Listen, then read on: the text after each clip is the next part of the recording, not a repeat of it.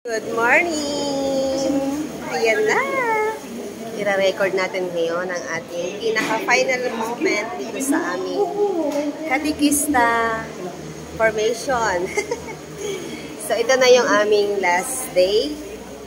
Kami ay magpa-practicum na, kaya tinan nyo, nakasuot ako ngayon ng blazer. Kasi magpe-present kayo mamaya. Yung mga kagrupo ko na pag-usapan namin, ang aming topic ay compile.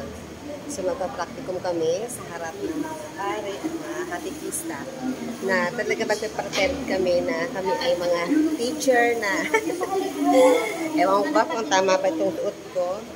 Sana hindi kabahan mamaya. So, di pa kami nag-uumpisa. Kaya nagpipicture-picture muna. Magbibideo lang ako. Inibideo ko yung mga kasama ko, ha? So, napakita ko sa inyo. Ayan si Sis Lina. Ayan si Sis Angie. Sis Dayan. Yan ang magkagrupo. Sila yung magpipresent ng kasal. Ayan, si Lady Dayan. At ito si Sis Lina. Siya naman na magpipresent ng binyag. Ako naman at ang kagrupo ko na yung kumpil. So, ayun yung iba ko mga kagrupo, mga kakasama kong katikista. Ayan, hindi pa kami nagsisimula. Ayan. Dito kami mag-practicum sa simbahan. Ayan. Ito yung altar namin.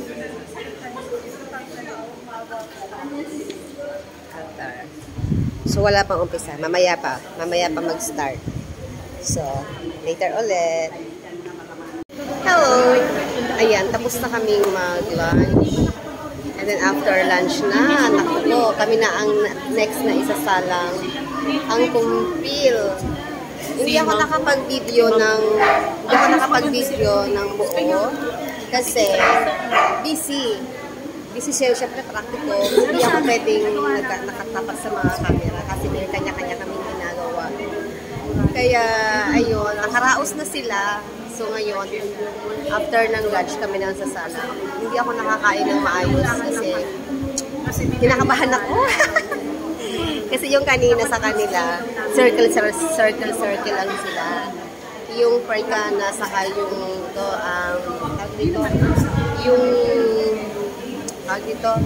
yung kumpil at binyag ay dito talaga sa buong simbahan. Dito talaga ipipresent. Ayun. So, yun ang ating gagawin mamaya. Bahala na kung ano mangyayari. Hindi tayo naggabay kay Lord. Nakaantabay sa bata kung nakikinig ba sila sa inyo. Okay po? Susunod po ay yung accent.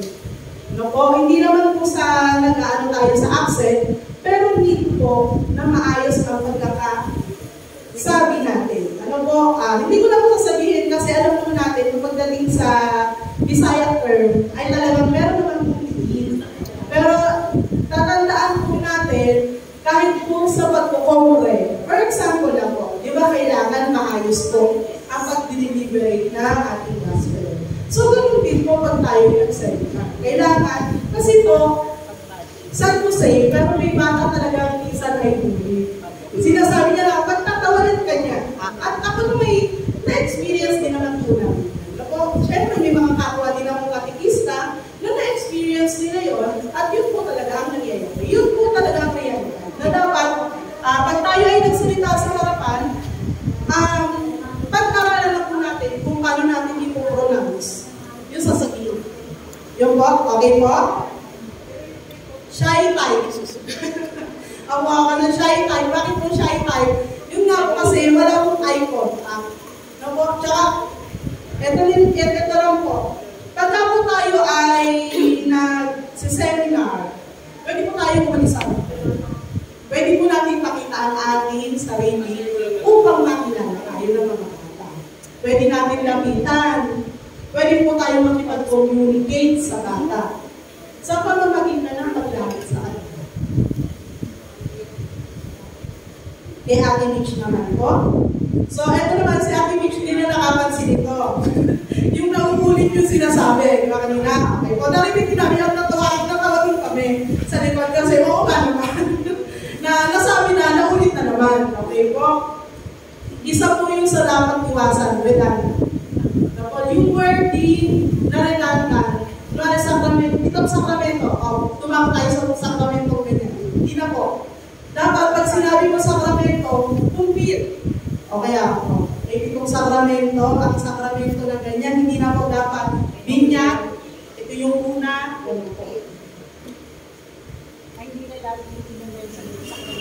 Kung ganun po. Kasi yung mga bata kasi, nagiging boring sa kanila yung ganun. Yung pakikipag-communicate sa participant, maganda po yung ginawa ni Ate Mitch.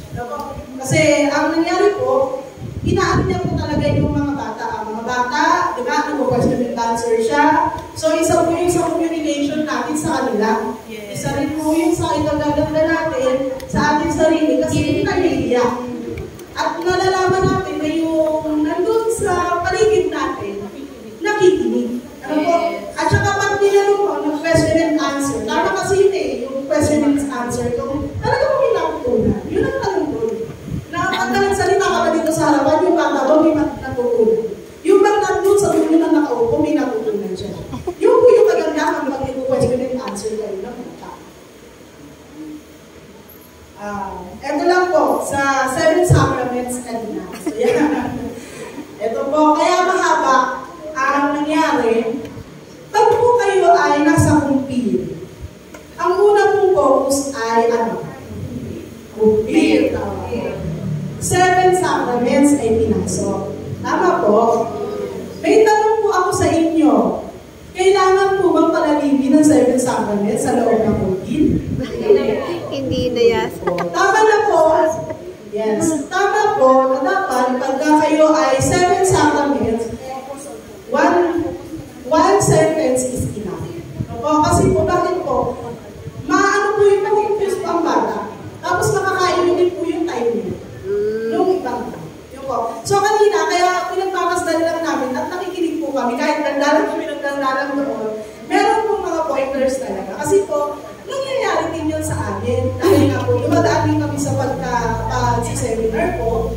So, yun po yung nangyayari. Na minsan, nangingin mismo mga katikista na mga lingkod, ang nagsasabi, oy, tumagal ka na naman, ito na, focus ka na, hindi po gano'n. So, ngayon pa lang po, pinu-pointers na namin sa inyo, na wag niyo pong gagawin nyo, dahil kakainin nyo kung ano yung ibibigay ko ng iba. Yes po, lalo na pag hinapin po ang pagbibigay ng seminar. Most likely po kasi, pag nagsiseminar, 2 linggo, 2 araw lang po ang ibinibigay para sa seminar ng kumpir. Kaya po siya nagiging 4 kasi may recollection pa ang parents at orientation ng mga magulang. So yun po yung nagtatagal rin. No po?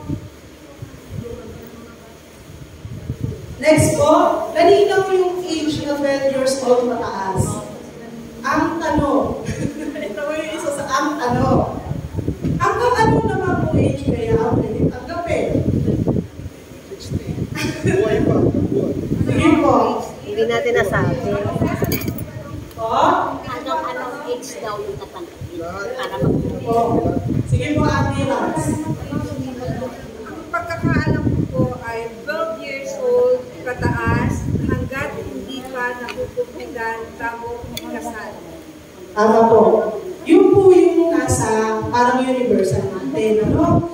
Pero po kasi, pag po tayo ay nasa parish priest, depende po sa ating parish priest kung anong age ang kanyang gustong tanggapin. Like dito po sa amin.